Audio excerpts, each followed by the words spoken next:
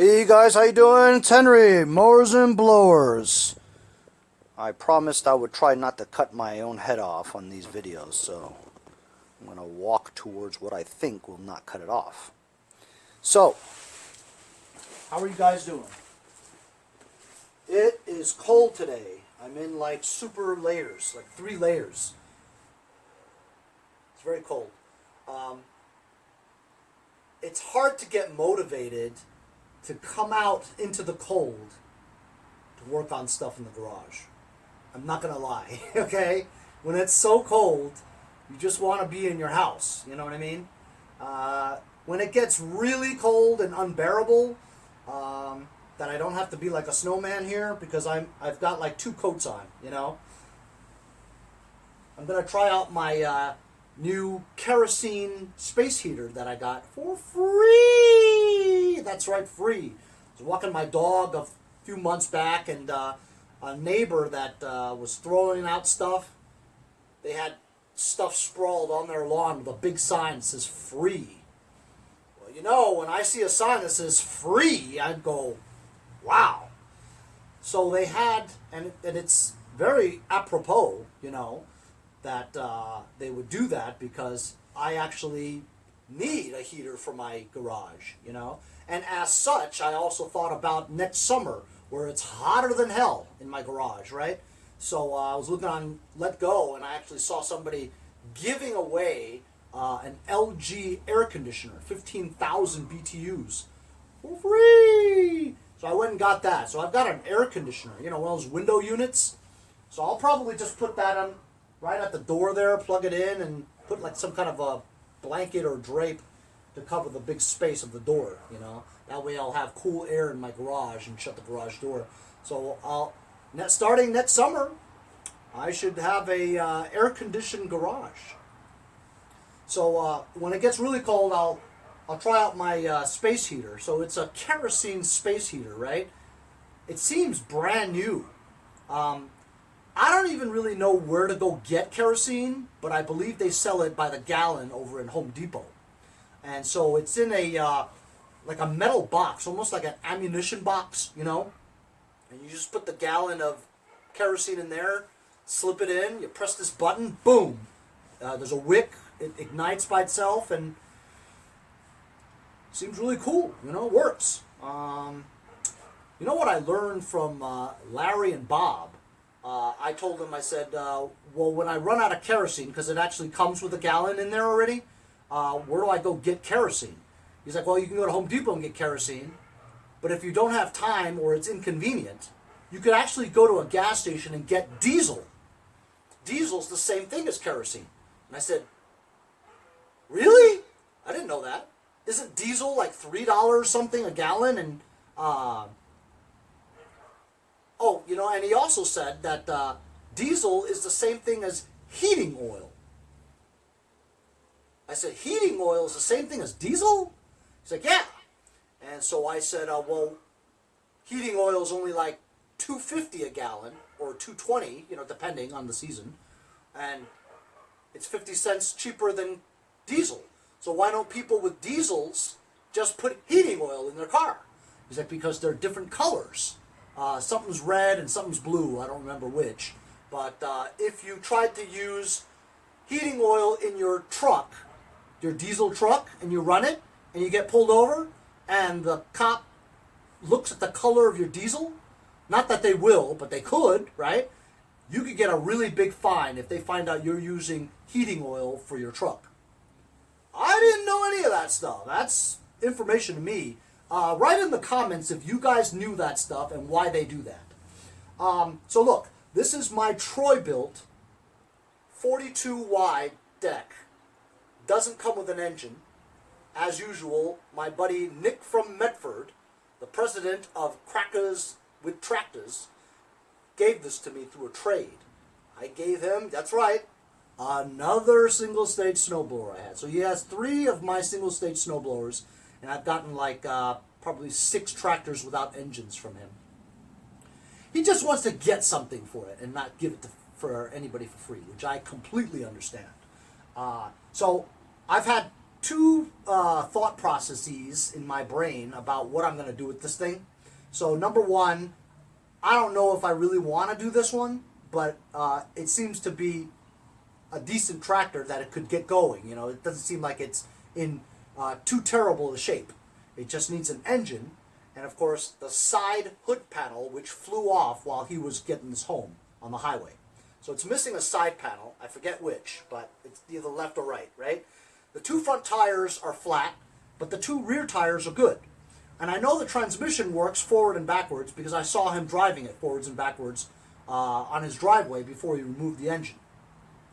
Another concern is the deck actually has a couple of little rust holes in it, which I could weld, you know, no big deal. I mean, it looks okay from the outside. The drive belt had to be cut for him to easily remove the engine because it was stuck. Even right now, you could see the drive belt. It looks like a 5/8. It's stuck. I can't even pull it out even though it's cut, right? It won't even come out. My other concern is this. It had a Briggs opposed twin engine in here, right? And because of that reason, the opposed twin engine has a fuel pump. It's integrated into the carburetor. As such, this gas tank is really big, and the output of the fuel is on the bottom. Well, because it's a fuel pump delivery, it sucks fuel from the gas tank, right? And it's so big because it's a twin cylinder, so you need a lot of gas, right? So this is not going to work if I put a engine, which I plan on doing, the single cylinder one, right? Either the 21 Intech, which I think has a wobbly piston and will smoke a lot, but I want to put it on here anyway, just to prove to myself that it has a wobbly piston and it's going to smoke a lot no matter what, right? And that I should just part that engine out and save it for parts or sell it on eBay or something like that, because I think that engine's Dunsky, right? I have another engine that's supposed to belong onto the LT1000 that I got through a trade that's still sitting in my backyard. That's not put together yet, all right? And that was going to be my next project after this one, right? But that has an engine on it, and I think that's a 17.5. The issue with that engine is that it always shears keyways. So I've thought about that. The reason why it would shear keyways is because either the crankshaft bolt is missing a washer on there, or the nut is not tightened tight enough onto the crankshaft, which would cause it to shear the keyway, or the flywheel could be out of spec. You know, the hole where the crank goes through, it's not like, it could be a non-tapered flywheel on a tapered flywheel, or it's a tapered crankshaft without a tapered type flywheel. Does that make any sense? So it's one of those things which causes it to shear the flywheel key.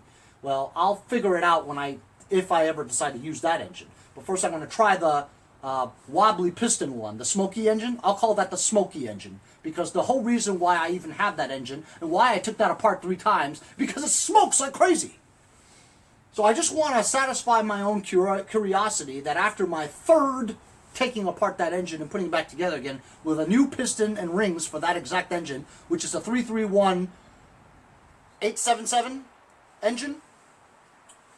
It's the correct piston with the correct rings in the correct model engine, but it still has a wobbly piston, you know? So maybe that engine block's cylinder wall has been so worn that it's out of spec now, and it's going to wobble no matter what piston you put in there. So that engine could be just done. But I'm going to put it on anyway, because after I put the piston and the rings in there, I want to know if it smokes. So I want to see if the smoky engine smokes. So I'm going to put that on here. But before I put that on here, I got to get this out, right, and find the right length drive belt to put on here. Because if I put the engine on here, it would be a pain in the butt to put that in there now. I have to put it in there now before I put the engine on. It makes it easier. But this won't move. It won't budge, which means I need to flip this on its side so I can extract this belt, find out the length, replace it with another belt, right? The only way I can do that, you can't flip this on this side because the deck is on. So the only way I can flip it on its side is to remove the deck. I have to remove the deck anyway because I want to address the holes in it, you know? So that's what I'm going to do. I'm going to put it on time lapse because it'll take a long time. remove the deck, find the right size belt, put the belt on, then mount the Smokey engine on here. Now the Smokey engine on here, with this model tractor, it doesn't have a harness. I mean, it has a harness, but it doesn't have a harness coupling. It's just a starter cable, which is attached to the solenoid, which is in back of the tractor in front of the battery, which, by the way, I need a new battery because that battery's Dunsky too. But as long as I charge it up full and it's attached to a charger, I could kind of start the engine that way, you know. So that's that. You got a yellow wire here, which I'm thinking is the fuel solenoid thing, you know, maybe, or the magneto. Could be the magneto. I'm not sure. And then you got this one, the typical 2-wire into a coupler thing. Red one is the red wire from the red and black stator wire. The red one has a, well, actually it's off an opposed twin, so it's not exactly that one. I'll have to figure it out, but I think the red one's from the stator. The white one is to the, actually, the white wire could be the magneto too, I'm not sure. But typically it's for lights, you know, from the stator. I'll find all that out later. But so getting back to that again, since this is designed for fuel delivery through a fuel pump, right? The gas tank is really big and the output is very low. So if I put a gravity-fed engine on here, right, it's not really going to work because the level of gas is below the carburetor, which means that you'd have to fill this to the completely full with gas for the pressure to push the gas into the carburetor. So I'm thinking that I have to remove this gas tank and build some kind of a platform over here to put a smaller gas tank that is above the carburetor, so that when I have gas in it, the gas will flow seamlessly through gravity to the carburetor. This way, if I use this gas tank, it has to find its way upward some. And the only way that'll happen is if you fill this with full of gas all the time to have the pressure to push the gas up, which I don't want to do. So I'm going to have to replace this gas tank somehow through a modification to have a smaller gas tank that's higher above the carburetor level, you know. You should think about these things before you start working on them because, you know, I thought about it. And I think this deck is going to be really difficult to take off because I was looking under here preliminarily and that the cotter pins and stuff are very old and rusty, really old. They're in some spots where you can't even get a screwdriver in there or a wrench or anything like that. I'll see how much I get to, but this is definitely a multi-part series. There's no way I'm going to be able to have this thing running out of my driveway today. You know what I'm saying? This is like, I'm looking at probably 3 or 4 episodes for sure, which is ridiculous. You know what I mean? But look, even if I did get this running with the second engine, right? Because I'm not really confident that the Smokey engine is going to work. I don't think this Smokey engine is going to work. I don't. I think it's going to smoke. So I'll have to remove that engine and put on the other engine and then figure out why it shears flywheel keys, right? Then I have to get a gas tank over there, and then I have to take off the control panel quadrant thing there for the shifter. I have to take the foot pads off, and I have to take off that shift control panel cosmetic thing, and also this foot panel here. And I have to spray that with red paint, right? And then I have to find a left side hood panel here, and then put the hood together, and then get the lights to work, and then the mower deck welded, and then find 2 wheels for the front, and then there's a muffler issue too. I have to take this light thing off and take the heat shield off there and attach some kind of muffler to there and put that all together. And so yeah, this is gonna be a lot, you know what I'm saying? And also look, check out this seat. This seat sucks, but I mean, I've seen worse seats, but this seat is not. I mean, if you you will lose your mind if you try to put this back the way it is, you know? This over here, you will lose your mind because I have lost my mind before trying to put this back. I'm not even gonna, because you'll go crazy if you try to deal with that. So I'm gonna just take this off. So I have a decent seat from a Cub Cadet. Since this is also an MTD product, I think it might fit. So I might put a Cub Cadet seat on here if I get this to where I need it to be. So I'm going to time lapse the removal of the deck so y'all can see what I'm doing. So that this takes 3 episodes and maybe not 8 episodes. Know what I mean? I forgot to mention. I'm sorry. And I'm glad I remembered. I forgot to mention. I woke up today to Walter waking me up. Walter, the owner of the Tamper that I just finished in my 4-part series on Predator engine swap with the Honda. So he came by this morning, he saw my videos, and he was very happy with what I did with it.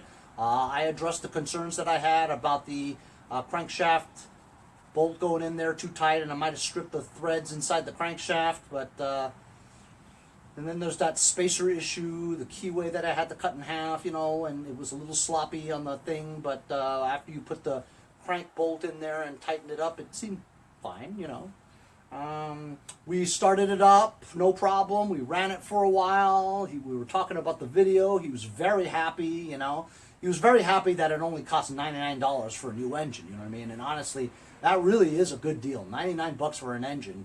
And now he's got his Tamper running, So he took that away, and he asked me how much I owed him for the labor. And I says, dude, I spent 4 episodes on that thing. I must have put in like a full 24 hours on that thing, While I personally found it to be educational because I've never worked on a Tamper before, I thought it was kind of interesting. Those things are also called plate compactors because the bottom is a big plate, and it compacts. So it's a plate compactor Tamper, whatever.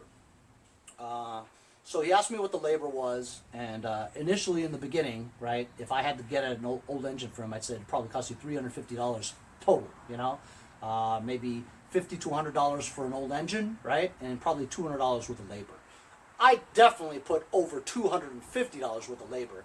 But, Walter, he bought me all those gifts, though. So, when he buys me gifts, it's hard for me to charge him the full amount, you know what I mean? And he's a good guy too, you know what I mean? So I says, you probably owe me like $250, $300 for just the labor alone, but you know what? Just, it's good content for my channel too, So I just said, just give me $200 then, So I gave him like $50 to $100 break, right? He goes, no. Those gifts were for you because I appreciate you working on it, You just tell me what the labor is. I'll be happy to pay you, right? So I said, like $250, but just give me $200. I'll be fine, right? He gives me the $250 anyway. He wouldn't take no for an answer. So he gave me $250. Thank you very much. I appreciate it. Also, a big shout out to my biggest cash donor yet, Dwight Green, Ace, on Instagram. I forget the number, but it's Ace something.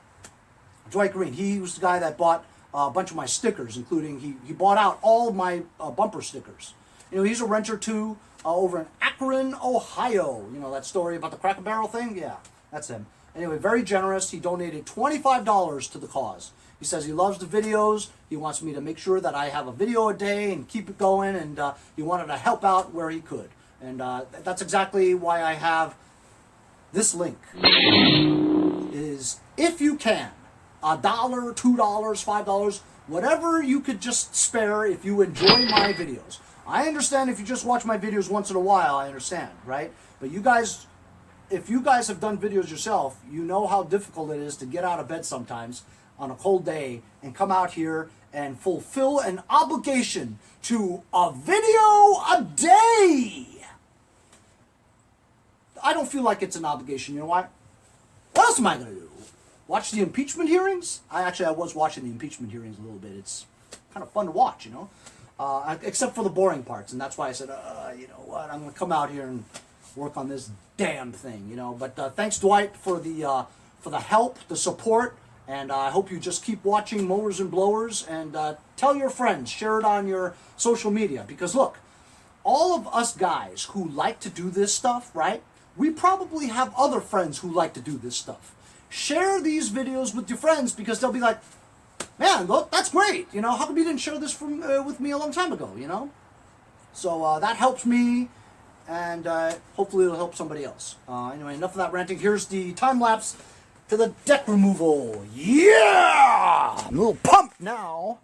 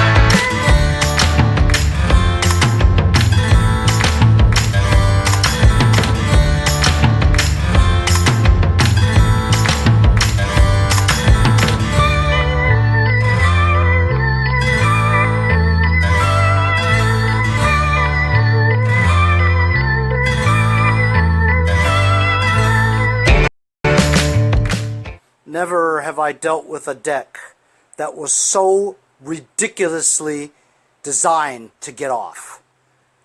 It sucked. As you can see from the deck itself, it is only the 2 blade spindles that are on here, the pulleys, right? This thing is connected to something else that pulls this and relieves this, right? You pull this from the PTO, and this pulls the brake off of that. It's attached to this, so it pulls the brake off of this. It's a little rusty. So look there. Yeah, see? It moves, but needs to be greased. That's it. That's all that's here, okay? The stuff that's normally in the middle, the idler and tension pulleys, get this, it's freaking attached to the bottom of the tractor. So it was stuck for the longest time, you know? Needless cotter pins attached to wires here and there. These 2 things. Even though after removing them, it was still stuck because it was rusted on, you know? And it has these 2 wire pulleys, too. Wired hangers. Completely sucked. It took me forever to get the deck off. I mean, talk about terrible engineering. It was just so difficult to get off. It sucked. And also the I think they have like a Varadrive system. The drive belt came out, right? Took it out. It's a 5/8, it looks like. And basically there's another pulley attached to the transmission, right? With another belt. See? There's another belt onto another pulley that turns the transmission. Okay?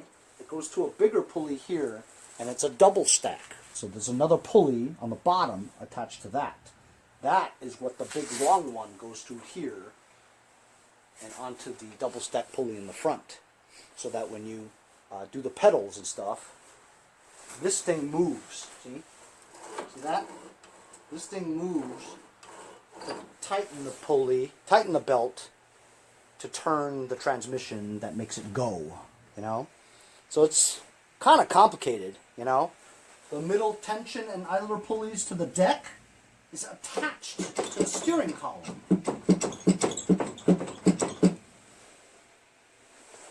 And you would turn the PTO lever on the steering column to move it. You guys seen that? Anyway, regardless, it sucked. So I'm going to go to the backyard to my shed where I have a box of belts. I'm going to go find a 5/8 that's about that size. It doesn't have to be exact, but it should be within an inch or two because with the drive pulley, the drive belt, it's on pulley systems. You following what I'm saying? So you got to give about an inch, you know, so it doesn't have to be exactly to the millimeter, you know what I mean? It could be off by an inch and it'll work because, you know, it's just basically pulleys, you know? So I went to the backyard, got a bunch of belts. I didn't have one that was exactly right. It was either 2 inches too short or 2 inches too long. I think I'm going to go better off with the inch or two that's too long because the pulleys will be able to fill that space. Problem is, though, is how this belt goes on, okay? And this is going to be the death of me, I'll tell you right now. So I've got this belt here. This is about an inch or two too long, but look at the amount of give this has. So this is if it's stretched all the way, right? This has like three or 4 inches of give. So even if it's too long, right, it'll engage once it gets to there for sure. You know, that tightens. So I'm just going to try it. Problem is, it's such a pain to get this belt wound up on the double pulley over here. See, look at that, brand new gloves, just trashed almost immediately. So look, I could either take this bolt off and push this pulley all the way off so I can get this belt over it, because I can't get this belt over the pulley because the other part of it is connected to the transmission pulley and onto that. So I'm thinking maybe I should just take this belt off, right, so that I could slip it over the entire thing without taking this bolt off. I think it's more trouble to take this bolt off than to just, I can pull this, see, like that, and get that belt off. That one belt that goes around 3 pulleys, the top part of that double stack, the transmission pulley and that tension pulley is one belt. If I can get that belt off, I can slip this over the whole thing onto the bottom one and then put that belt back on. So I'm not going to bore you guys with that. I'm just going to struggle with it myself, and I'll continue when I get it on. So I've been at this for about an hour, and it is so difficult to get the belt through there. I even thought about taking transmission off to do it, but I did manage to loosen that pulley just to get it on. And then once I got it on, remember I said that the belt was about an inch or two too long and that it doesn't matter? Well, it matters, because even though I extended the idler pulley all the way up, it was still too loose in the front. I mean, I could just see that where the double stack pulley goes over here, you know, there are keepers there that show you where it's supposed to be, you know. It's just like too long, and it wouldn't work, so I had to take it all off again. It took me another half hour just to take it off. So I'm about to throw this off a bridge. Fortunately for me, there's no bridges near me, so I'm not going to do that. I might have to just get the original belt, or look harder, or maybe try a tighter belt, you know, so that I wouldn't have to depress the gas pedal all the way for it to engage. I just have to touch it a little bit and it'll go. You know what I'm saying? Maybe I'll try it. So, I've been at this for 2-3 hours, and I'm still nowhere close to where I started. I've tried 6 belts, at least, you know, just measured to the original one, and none of them are even close. All of them are either 2 or 3 inches shorter than this, or 2 or 3 inches longer than this. I just have to get the right belt. So I measured, because this is cut in half already, I just measured with a tape measure, and it's 90 inches all the way around. So what can I do? I mean, I can't just, you know, start putting the engine on, because this is such where, I guess I could start putting the engine on. Because if I don't put the pulley on, it'll be alright, you know? Might even be easier to put the engine on this way, you know? I guess I'll put the engine on.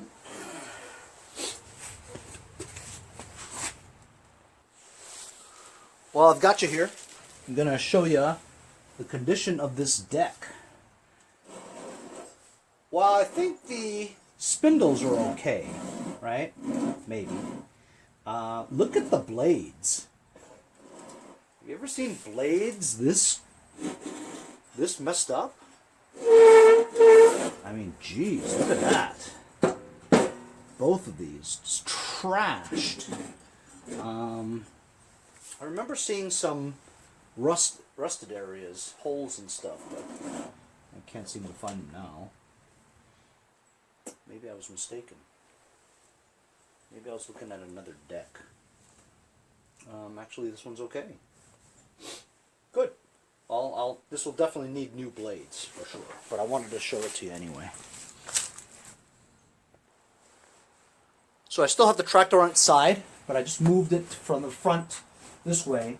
I have to take this off. It's only been held by one bolt.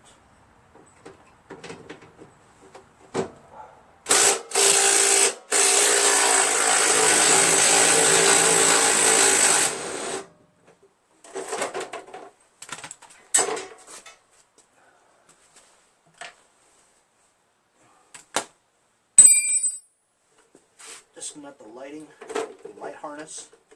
This has only been held by that bolt. The other one's trashed. But I could still use this to put it together, you know. I still need it to put it together. So since the Smokey engine already has a muffler on it, right? I'll have to take apart this heat shield thing.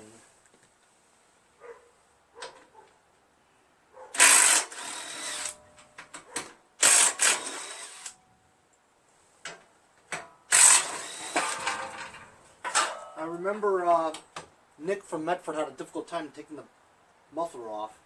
He could have just done that. Hey Nick, if you want that muffler, man, I have it.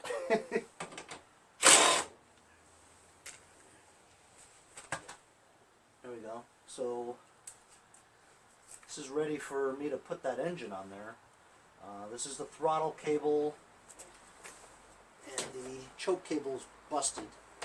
But I don't need the choke cable because it's not a it's not an engine that has a choke on it, you know, that requires a choke. So I'll have to get some kind of a stool or chair to put here to rest the engine on its side. I don't remember if I put Earl in it and whether or not Earl will drip out sideways, but we'll find out. I'll have to find some engine mounting bolts as well. Got the engine temporarily sitting on a Harbor Freight Predator box. I wonder where I got that from. Anyway, so this top here, for some reason it doesn't fit the engine. I'm going to take it off.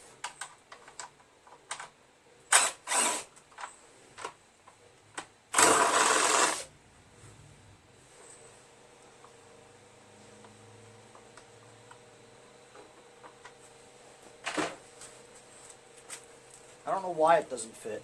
It's supposed to fit, but it doesn't. When I turn the flywheel, listen. It grinds onto this thing. Well, it's not supposed to grind on the thing, you know what I mean?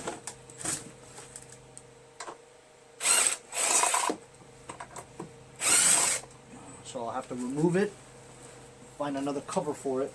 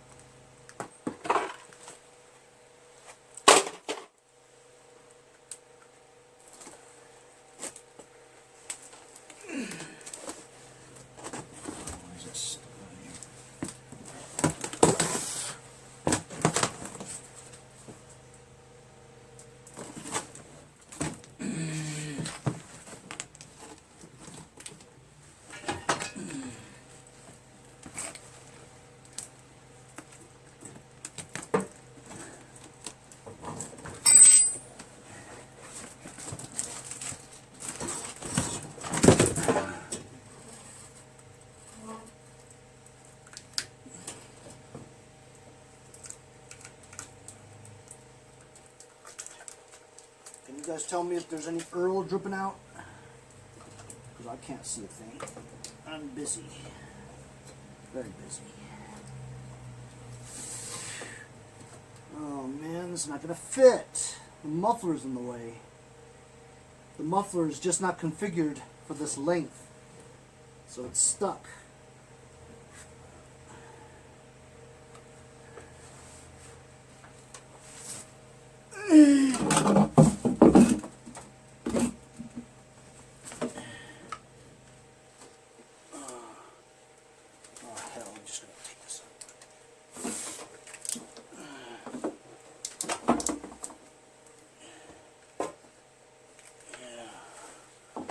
Oh, man.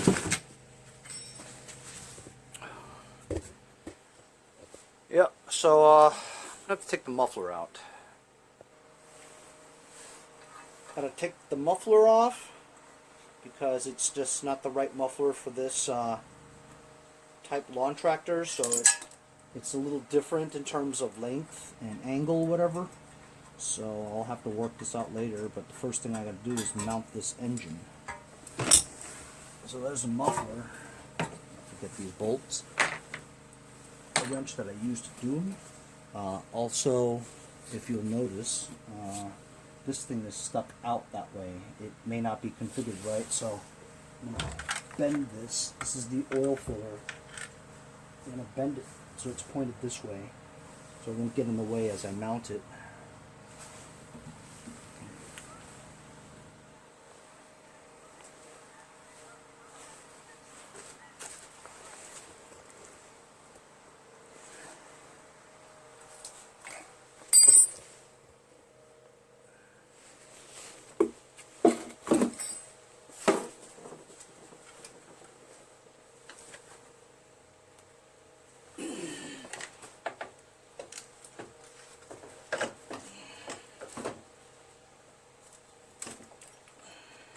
It's definitely difficult to do it this way. I don't know why I'm doing it this way.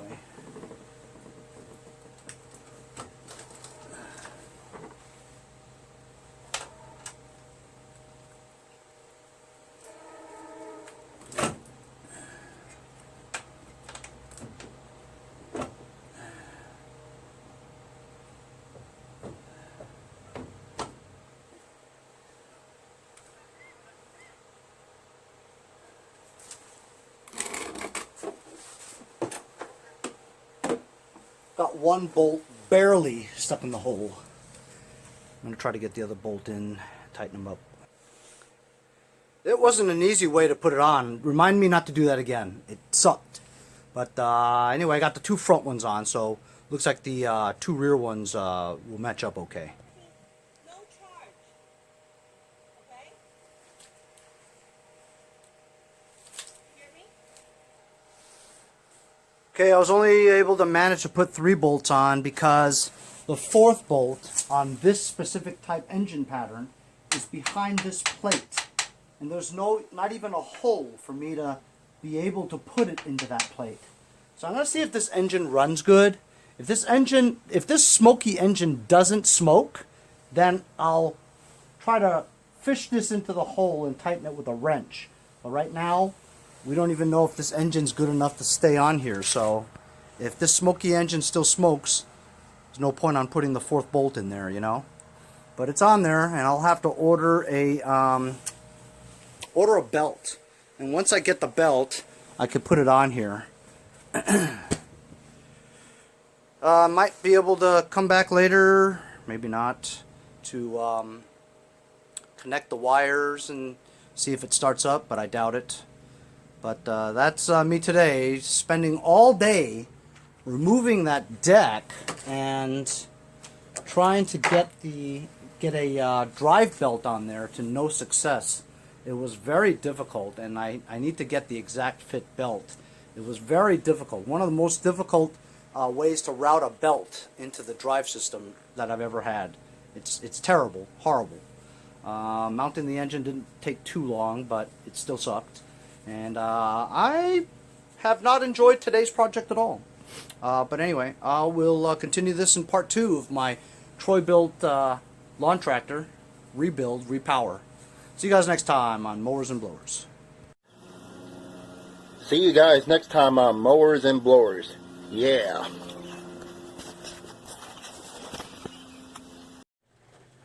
Hey guys, support my channel. Buy a sticker. Also, follow me on Instagram at Mowers Blowers. Check out my website, mowersblowers.com. See you guys on my next project. Have a great day.